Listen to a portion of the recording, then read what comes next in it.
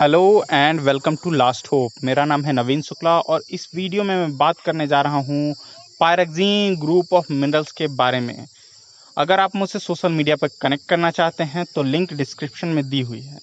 Start करने से पहले मैं आपको एक महत्वपूर्ण सूचना देना चाहता हूँ कि लास्ट होप की तरफ से एक कॉन्टेस्ट ऑर्गेनाइज कराई जा रही है जिसमें कि जियो मॉडलिंग, जियो स्केचिंग और जियो फोटोग्राफी थीम है। अगर आप उसमें पार्टिसिपेट करना चाहते हैं तो डिस्क्रिप्शन में चेक कर सकते हैं, इसके बारे में डिटेल इन्फॉर्मेशन दी हुई है। अदरवाइज आप नीचे दिए हुए नंबर पे भी कॉल कर सकते हैं। पायरेक्सीन ग्रुप ऑफ मिनरल्स, जिसकी जनरल फार्मूला है XSiO3। X इसमें Ca हो सकती है, Fe हो सकती है, Mg हो सकती है।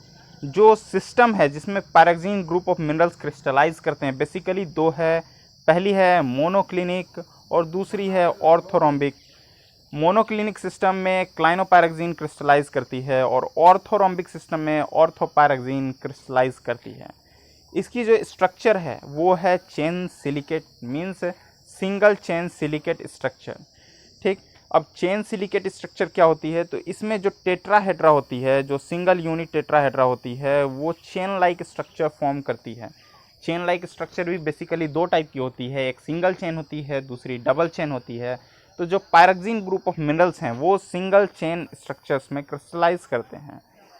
अब इस पर्टिकुलर पायरेक्सीन ग्रुप ऑफ मिनरल में Si:O की रेशियो जो है 1:3 है। आप यहाँ इसकी जनरल फार्मूला से इसे पता कर सकते हैं कि इसकी जो Si:O की रेशियो है वो क्या है। यहाँ आपको क्लियरली पता चल रहा होगा कि Si 1 है एंड O 3 है। डैट मीन्स Si:1 की रेशियो 1:3 है।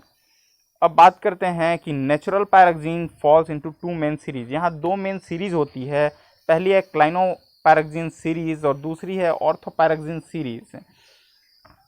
पिछले वीडियोस में माइका ग्रुप ऑफ मिनरल्स में भी मैंने सीरीज़ की बात की थी, उससे पहले भी मैंने जितनी भी वीडियोस बनाई है सब में सीरीज़ की बात की है। तो यहाँ भी बेसिकली दो सीरीज़ है, पहली है क्लाइनोपायरेक्सीन सीरीज़ और दूसरी है ऑर्थोपायरेक्सीन सीरीज़।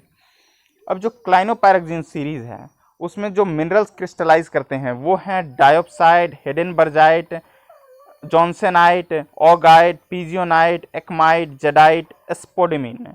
और वहीं ऑर्थोपायरेक्सीन सीरीज जो है उसमें जो मिनरल्स क्रिस्टलाइज करते हैं वो है इंस्टेटाइट, ऑर्थोफेरोसिलाइट, हाइपस्थीन, ब्रोंजाइट। अब ये है टर्नरी डायग्राम। टर्नरी डायग्राम की बात मैंने माइका ग्रुप ऑफ मिनरल्स में भी की थी और उससे पहले फेल्सपार ग्रुप में भी की थी। तो यहाँ जो टर्नरी डायग्राम है आप देख सकते हैं वुलेस्टोनाइट, डायोप्साइट, इंस्टेटाइट, फेरोसिलाइट, हेडेनबर्जाइट। बट आपको मैं बताना चाहता हूँ कि जो वुलेस्टोनाइट है इसकी जो फार्मूला है Ca2Si2O6, ये प्योर पायरेक्सीन नहीं है, ये पायरेक्सानाइट ग्रुप ऑफ मिनरल्स है। बट यहाँ हम इसे कंसीडर करते हैं, but in actual it is not a pyroxene group of minerals. हम ऐसा क्यों करते हैं, तो इसके पीछे जो रीज़न है वो है कि कोई भी पायरेक्सीन ग्रुप ऑफ मिनरल्स की जो केमिकल परसेंटेज है उसमें जो कैल्शियम की परसेंटेज होगी वो ऑगाइट से ज़्यादा नहीं होगी, और इसमें वुलेस्टोनाइट में जो कैल्शियम की परसेंटेज है वो ऑगाइट से ज़्यादा है। That is why it is not a pure pyroxene. तो जो main pyroxene group of minerals हैं वो आपको डायोप्साइट, हेडेनबर्जाइट, फेरोसिलाइट, इंस्टेटाइट के बीच में आने वाले जितने भी मिनरल्स हैं वो प्योर पायरेक्सीन मिनरल्स हैं। अब जो डायोप्साइट टू हेडेनबर्जाइट है, डायोप्साइट टू हेडेनबर्जाइट को हम क्लाइनोपायरेक्सीन सीरीज कहते हैं, क्लाइनोपायरेक्सीन सीरीज। ठीक, अब ये जो लाइन ज्वाइन करती है डायोप्साइट टू हेडेनबर्जाइट उसे हम ज्वाइंस कहते हैं, और जो इंस्टेटाइट टू फेरोसिलाइट ज्वाइन करती है इस लाइन को हम ऑर्थोपायरेक्सीन ज्वाइन कहते हैं। अब जैसे जैसे हम ऑगाइट से नीचे की तरफ आएंगे तो सब कैल्सिक होगी, उसके बाद पिजियोनाइट जो है तो इसमें कैल्शियम की परसेंटेज घटती जाएगी।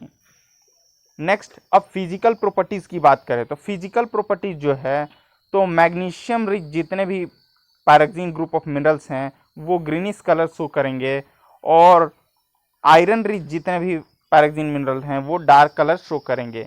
स्ट्रिक की बात करूँ तो स्ट्रिक कलरलेस होती है। स्ट्रिक के बारे में मैंने लास्ट वीडियोज में भी बताया था कि स्ट्रिक जो है वो पाउडर फॉर्म ऑफ मिनरल्स होती है। लश्चर इसी विट्रियस होती है, हाइपरथिन के केस में यहाँ बताया गया है। क्लीवेज जो है ये मोस्ट इंपॉर्टेंट प्रॉपर्टीज़ है जिसकी बेसिस पे हम पैराक्सीन ग्रुप ऑफ मिनरल्स को आइडेंटिफाई करते हैं। अदरवाइज पैराक्सीन ग्रुप ऑफ मिनरल्स और एम्फीबो ऑलमोस्ट सिमिलर लगेंगे, आप इसके बीच में डिफ्रेंशिएट नहीं कर पाएंगे। तो इसमें जो क्लीवेज है ये एक इम्पॉर्टेंट फैक्टर साबित होता है जो कि आपको प्रूव करेगा कि ये पैराक्सीन ग्रुप ऑफ मिनरल्स है। और इसमें जो क्लीवेज है वो 87 to 93, 87 और 93 दो मिलती है। दिखाना चाहूँगा इस टाइप का रहेगा, ठीक। तो ये जो एंगल बनेगी, एक एंगल इसके बीच में जो बनेगी वो आपको 87 बनेगी, और ये जो इसके बीच में बनेगी वो 93 बनेगी। लाइकवाइज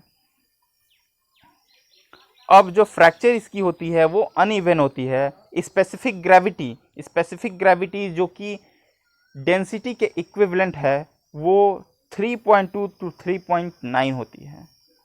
नेक्स्ट ऑप्टिकल प्रॉपर्टीज़ की बात करूँ तो प्लियोकोराइजन जो है हाइपरथिन के केस में प्रेजेंट होती है, अल्कली पैराक्सीन के केस में हाई होती है, और अदर्स के केस में नहीं होती है। रिलीफ की बात करूं तो रिलीफ जो होती है मॉडरेट टू हाई है। रिफ्रैक्टिव इंडेक्स जो है वो हाई होती है। अब रिफ्रैक्टिव इंडेक्स क्या होती है, तो पहले रिफ्रैक्शन आपको समझना होगा, उसके बाद आपको पता चलेगा कि रिफ्रैक्टिव इंडेक्स होती क्या है। तो रिफ्रैक्शन क्या होती है, तो ये है, सपोज एक ये मीडियम है और ये लाइट ट्रेवल की one medium to another medium, तो अनदर मीडियम में जब भी लाइट क्रॉस करती है तो it bends towards the normal, अगर and bends away from the normal according to the refractive index of the mineral. Suppose इसकी रिफ्रैक्टिव इंडेक्स ज़्यादा है तो it's bend toward the normal, और रिफ्रैक्टिव इंडेक्स कम होगी तो it's bend away from the normal. Normal किसके कहते हैं, तो इसे नॉर्मल कहते हैं। ओके, तो क्या है कि जो रिफ्रैक्टिव इंडेक्स है वो sine I by sine R को रिफ्रैक्टिव इंडेक्स कहते हैं हम।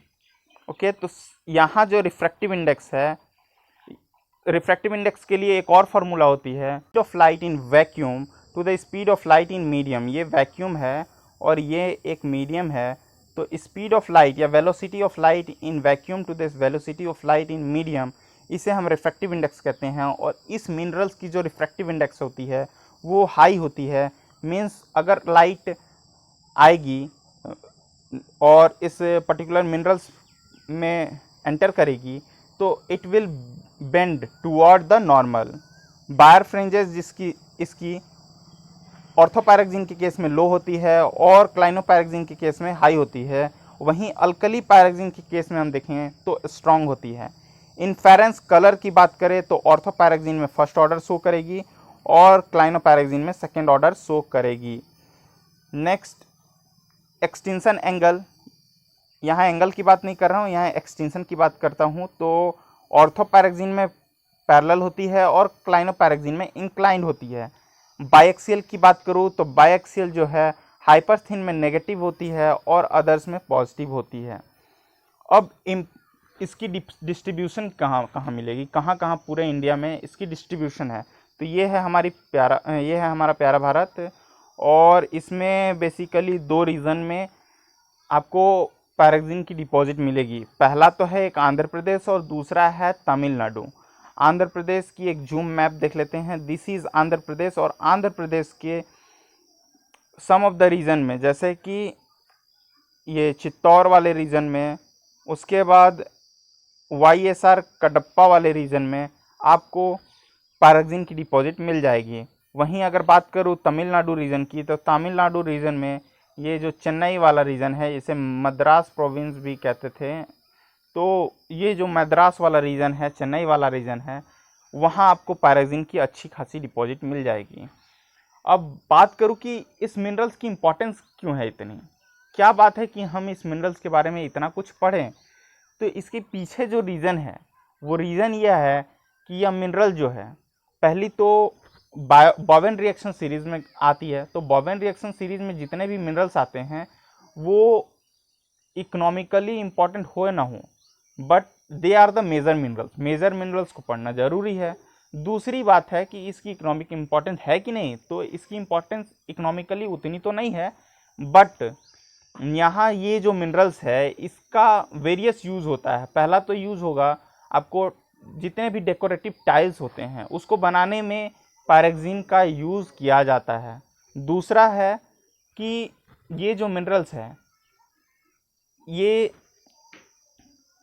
सेरेमिक इंडस्ट्रीज़ में इसकी अच्छी खासी यूज़ होती है। तीसरा जो यूज़ है वो आपको जियोथर्मोमीटर के रूप में यूज़ किया जाता है पायरेक्सिन ग्रुप ऑफ मिनरल्स के लिए। जियोथर्मोमीटर क्या होता है? तो जियोथर्मोमीटर एक नेचुरल थर्मोमीटर है जो कि बताता है कि किस टेम्परेचर पे कौन सा रॉक क्रिस्टलाइज किया, और इसे बताने के लिए पायरेक्सिन ग्रुप ऑफ मिनरल्स का अच्छा खासा यूज़ किया जाता है। नेक्स्ट यूज़ क्या है कि इससे जेमस्टोन्स भी बनाए जाते हैं। जेमस्टोन्स इंडिया में उतने अच्छे खासी इम्पोर्टेंस नहीं है, but when you will go to the certain province of Mexico and central America, there its use is huge. इसे गोल्ड से भी ज़्यादा इम्पोर्टेंस दिया जाता है। आशा करता हूँ कि इस वीडियो में आपको कुछ सीखने को मिला होगा। Thanks for listening and as always God bless you all.